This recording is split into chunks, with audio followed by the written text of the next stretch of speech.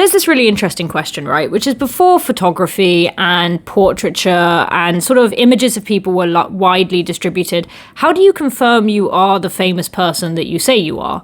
You know, if I come up to you and say that I'm King Arthur back in the day and I've got a big shiny sword, how can you know whether or not I'm telling the truth?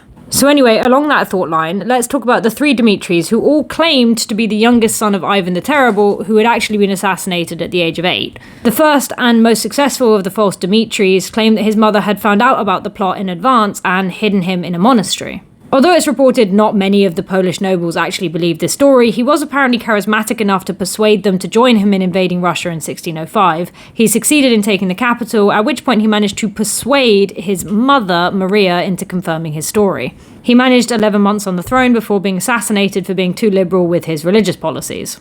His new wife of 10 days, Mariana, then confirmed the second false Dimitri was her fallen husband. He actually showed up a few years later with a force of over 100,000 men. He never successfully took Moscow, though, and was eventually killed by a man who he had publicly flogged. The third Dimitri shows up a year after second Dimitri's death and was the least successful of the three.